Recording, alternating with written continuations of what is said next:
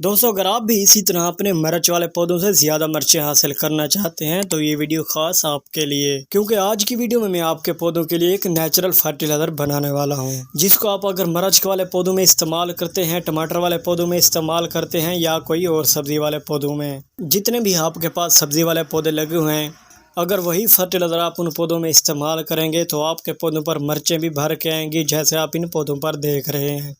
और अगर टमाटर वाले पौधे लगे हुए हैं तो टमाटर भी भर के आएंगे।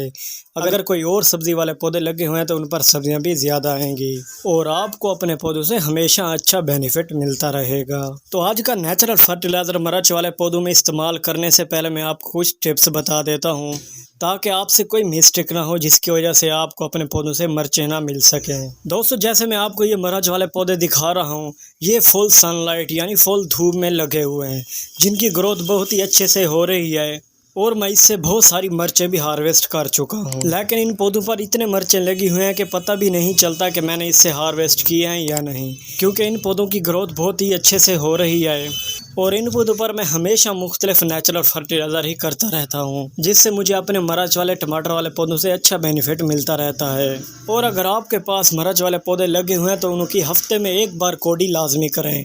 कोड़ी करने से हमारे पौधों की जो जड़ें होती हैं वो मिट्टी के अंदर अच्छे से सर्वे करती हैं और पौधे की जड़ों को ऑक्सीजन भी मिलता है, हवा भी मिलती है और थोड़ी सी सूरज की रोशनी भी मिलती है, जिससे पौधे की अच्छी ग्रोथ होती रहती है और उन पौधों पर फल फूल और कलियां भी ठहरती हैं। 1 इंच गहराई जितना ही कोड़ी करनी है पौधे के अंदर, क्योंकि अगर आप ज़्यादा नीचे चले जाएंगे तो पौधे की जड़ें टूटने का ख़तरा होता है, जिससे आपका सारा का सारा पौधा डेड भी हो सकता है। इसलिए आपने एहतियात करनी है। हफ्ते में एक बार अपने पौधों की लाजमी कोड़ी करें अगर आप अपने पौधों से अच्छा बेनिफिट हासिल करना चाहते हैं तो। ये देखो दोस्तों, ये मेरे पास वो पौधा मौजूद है जिनकी अभी अभी ग्रोथ शुरू हो रही है। इस पौधे पर नई नई कलियां भी आ रही हैं और कलियों से फूल भी बन रहे हैं और कुछ ही दिनों के बाद इस पर मिर्चें भी बनना शुरू हो जाएंगी। जब मिर्चें बनना शुरू हो जाएंगी तो ये पौधा मिर्चों से भर जाएगा। तो आज मैं इस पौधे में तीसरी बार फर्टिलाइज़र इस्तेमाल कर रहा हूँ, जिससे मेरे इस मिर्च के पौधे से कलियां झड़ना ख़त्म हो जाएंगी और मिर्चें बनना शुरू हो जाएंगी। तो आइए दोस्तों, चलते हैं आज के नेचुरल फर्टिलाइज़र की तरफ, जो कि सिर्फ आप मिर्च और टमाटर वाले पौधों में ही इस्तेमाल कर सकते हैं। आज का फ्री और नेचुरल ऑर्गेनिक फर्टिलाइज़र बनाने के लिए सबसे पहले आपको जिन चीज़ों की ज़रूरत पड़ेगी वो हैं दाल और चावल, जिनको आप अपने घर में रोज़ाना इस्तेमाल करते हैं। दोस्तों, आप तो दाल और चावल को अपने खाने के लिए इस्तेमाल करते हैं, लेकिन क्या आप जानते हैं कि अगर इनको आप पौधों में इस्तेमाल करते हैं तो पौधों में इस्तेमाल करने से पौधा सूखने से भी बच जाता है, उन पर फूल फल और सब्जियां भी भर के आती हैं और पौधों के पत्ते मुड़ना भी ख़त्म हो जाते हैं और पीले होकर झड़ना भी ख़त्म हो जाते हैं, जिसके बाद पौधे की ग्रोथ बड़ी तेज़ी से बढ़ती रहती है।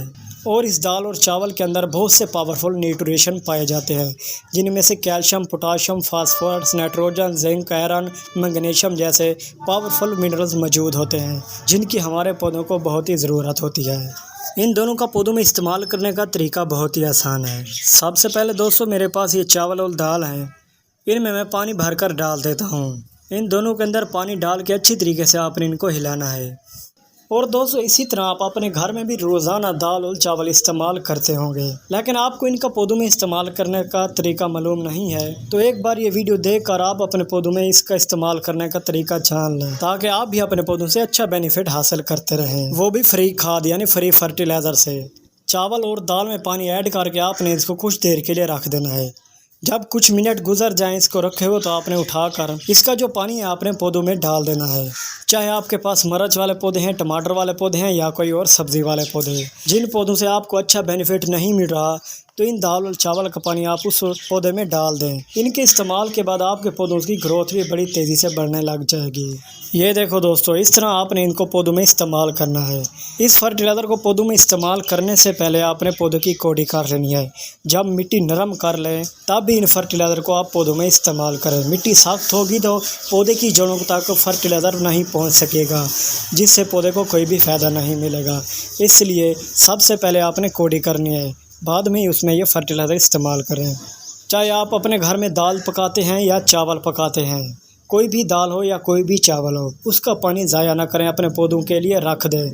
जब पौधे को ज़रूरत हो तब ही आप ये फर्टिलाइज़र बनाकर अपने पौधों में इस्तेमाल करें, क्योंकि चावल और दाल का जो पानी होता है ये न्यूट्रिशन से भरा हुआ होता है। इसमें कैल्शियम भी होता है, पोटाशियम भी होता है, फास्फोरस भी होता है, नाइट्रोजन भी होता है, जिंक भी होता है और आयरन भी मौजूद होता है, जिनकी हमारे पौधों को बहुत ज़रूरत होती है।